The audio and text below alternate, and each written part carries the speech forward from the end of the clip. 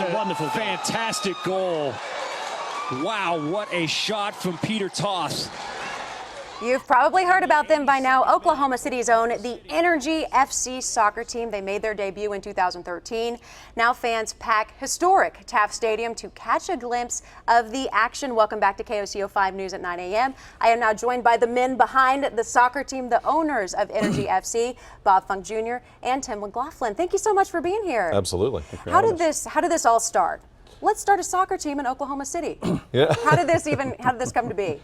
You know, our original intention has been and still is to really unify the soccer community and the community overall under one banner, under one team in Oklahoma City. And it seems like things are going quite well. You have a ton of fans tending these games. You have the Grid, who we know can get a little bit rowdy, a little bit noisy, a little bit passionate. Yeah. But I mean, how would you say things are going here, especially for Oklahoma, which is known to be a college football state? We couldn't be more excited. You know, there was a lot of pent-up demand, more than I'd expected in the marketplace. I think Tim and I both were surprised at the level of commitment of our fans, and you know, it's really exciting to see all of them come to our games, express the passion for the game, really enjoy the environment and the atmosphere in which we create, and just get involved with the Energy brand. I mean, I think you would say the same thing. Oh, absolutely. And you know, we had a heck of a year last year, getting to play for the Western Conference Finals.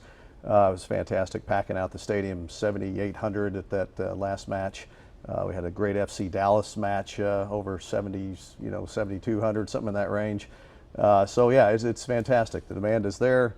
The team is fantastic. The support is coming in. It was really fantastic leaving the last match, and we looked over. The Grid is they're passionate fans, as we mentioned, but they are. they like to try to intimidate the opponent. And then we looked up in the stands, and the Green Fury, which is the Latino supporter group, has started.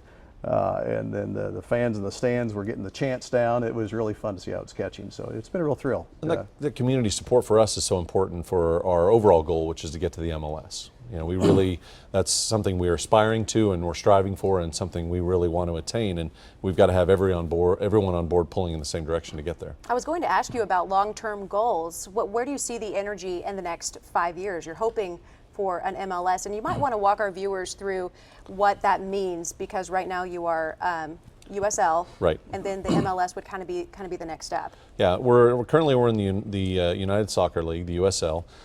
We have 29 teams that we play anytime during the season. We are trying to kind of take a very measured approach in how we get to our overall goal. And we're aspiring to get to the MLS. There's no guarantee we're going to get there. There are a lot of things that have to fall into place. There's a large ladder, and we've got to walk up that ladder in order to get there. And so one of the things that we have to do is sell out our stadium, prove that it's a viable product, and then at some point we need to build a soccer-specific stadium. It can be multi-purpose, but it needs to be soccer-specific. And that, amongst getting that piece and getting involved with the youth movement here in Oklahoma City, and kind of adding that into the chain, which we can talk more about. Those are kind of the steps we got to get to in order to really make a bid and show the MLS, hey, Oklahoma City is a viable market. It's a market that can support a Major League Soccer team. We have the stadium. Please come take a look at us. So we have to set that foundation first. Okay, so you have to have a stadium for them to really kind of want to look at you. It's a really key component. Okay. That's one of the things they're looking. There are some MLS teams that currently don't play in their own stadiums, but it's a component that makes you very attractive as a city, sure, in order to attain that goal. And you touched on just reaching out to the community, getting everyone involved, and that's something that your players, your coaches, and you guys do off the field, and you're really busy with it. What are some of your favorite events that you do in the community? I think we're looking at maybe some video from the Sidekicks program. Right. Well, aside, we let Tim talk about Fields and Futures, but our Energy Sidekicks program is a partnership with Special Olympics, where we pair up our athletes with a Special Olympics athlete.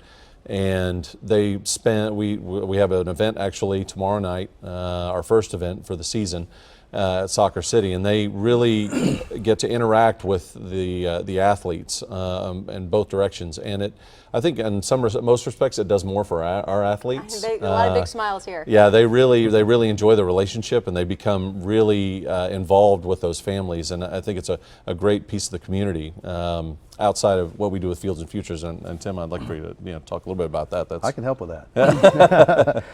Basically, Fields and Futures is to grow participation in sports. We believe that if you play, you stay, and if you stay, you graduate. And so we're focused on the Oklahoma City School District right now. The current participation rate in athletics is below 30%. Okay. The national average is more of like 55%. So being that it's our largest school district, if we can get that percentage from 30s to 55, we're talking about 3,500 new students to be a part of a team. And if you're part of a team, then you play, you stay, you graduate. We just had some exciting, we've been tracking the numbers of the last senior class to see what the metrics are if you're a student athlete or a non-student athlete.